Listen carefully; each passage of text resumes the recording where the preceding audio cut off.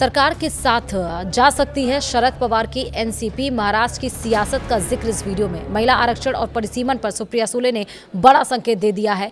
नमस्कार, आप देख रहे हैं न्यूज़ 18। मैं हूं आपके साथ श्रुति श्रीवास्तव। महाराष्ट्र की सियासत के चाणक्य कहे जाने वाले शरद पवार की राष्ट्रवादी कांग्रेस पार्टी को लेकर चर्चाएं तेज हो गई हैं। परिसीमन यानी कि डिलिमिटेशन विधेयक को लेकर अब तक विपक्षी दलों के साथ खड़ी दिख रही एनसीपी ने अपने तेवर कुछ नरम कर दिए हैं। पार्टी की कार्यकारी अध्यक्ष और सांसद सुप्रिया सुले ने साफ संकेत दिया है कि उनकी पार्टी ने अभी तक प्रस्तावित परिसीमन विधेयक को खारिज नहीं किया। हालांकि उन्होंने यह भी स्पष्ट किया है कि अंतिम फैसला विधेयक का मसौदा देखने और विपक्षी गठबंधन इंडिया के सहयोग दलों से चर्चा के बाद ही लिया जाएगा। मुंबई में शरद पवार, जयंत पाटिल और शशिकांत शिंदे के साथ बैठक के बाद से मीडिया से बातचीत में सुप्रिया सुले ने साफ किया है कि पार्टी ने अभी तक डिलिमिटेशन बिल पर कोई आधिकारिक फैसला नहीं लिया है।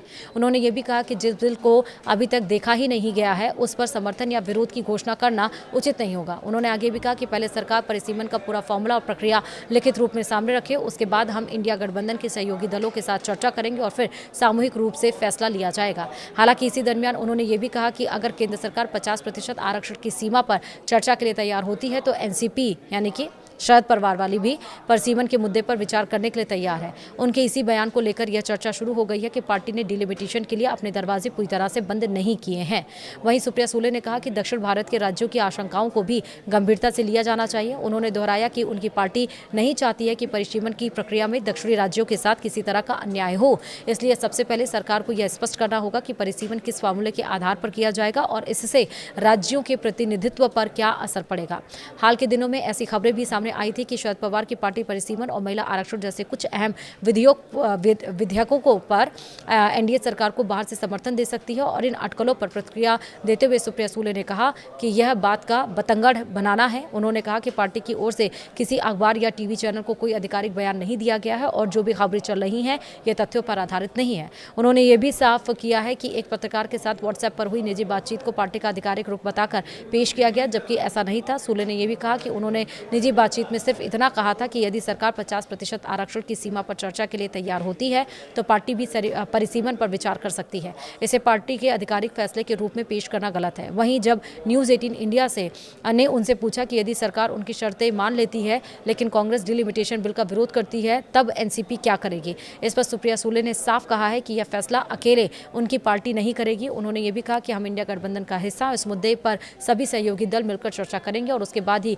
कोई निर्णय लिया जाएगा। सुले ने यह भी बताया कि उनकी पार्टी के सभी सांसद, विधायक और कार्यकर्ता लगातार शरद पवार के संपर्क में हैं और पार्टी का हर बड़ा फैसला सामूहिक रूप से लिया जाएगा। ये भी कहा गया कि एनसीपी को ना तो एनडीए की ओर से कोई औपचारिक प्रस्ताव मिला है और ना ही कांग्रेस की ओर से, इसलिए फिलहाल किसी भी तरह के राजनीतिक गठबंधन या समर्थन की चर्चा महज अटकलें हैं। इस दरमियान उन्होंने एनसीपी के दोनों गुटों के संभावित एकीकरण पर भी प्रतिक्रिया दी। सुप्रिया सुले ने कहा कि उनके भाई अजीत पवार की अंतिम इच्छा दोनों एनसीपी का एक होना था और यह चर्चा उनके जीवित रहते भी होती रही थी। हालांकि उन्होंने साफ किया कि फिलहाल पार्टी के विलय या किसी नए राजनीतिक समीकरण पर कोई आधिकारिक निर्णय नहीं हुआ है। वहीं जयंत पाटिल की मुख्यमंत्री देवेंद्र फडणवीस से हुई मुलाकात पर भी उन्होंने सफाई दी। सुले ने कहा कि यह मुलाकात पूरी तरह से आधिकारिक थी और सांगली से जुड़े विकास कार्यों के मुद्दे पर हुई थी। इसमें किसी तरह की राजनीतिक गोपनीयता या सियासी संदेश तलाशना उचित नहीं है। हालांकि सुप्रिया सुले ने बार बार यह दोहराया कि पार्टी ने अभी तक डिलिमिटेशन बिल पर कोई अंतिम रुख नहीं अपनाया है, लेकिन उनके बयानों से इतना जरूर साफ हुआ है कि एनसीपी ने इस मुद्दे पर बातचीत और संभावित सहमति के रास्ते पूरी तरह से बंद नहीं किए हैं। यही वजह है कि महाराष्ट्र से लेकर दिल्ली तक इस बात की चर्चा तेज हो गई है कि आने वाले दिनों में संसद में परिसीमन और महिला आरक्षण जैसे बड़े मुद्दों पर विपक्ष के भीतर भी नए समीकरण देखने को मिल सकते हैं। फिलहाल सभी की नजरें केंद्र सरकार की तरफ से लाए जाने वाले अंतिम बिल और उसके बाद इंडिया गठबंधन की साझा रणनीति पर टिकी हुई है। वीडियो में इतना ही। नमस्कार।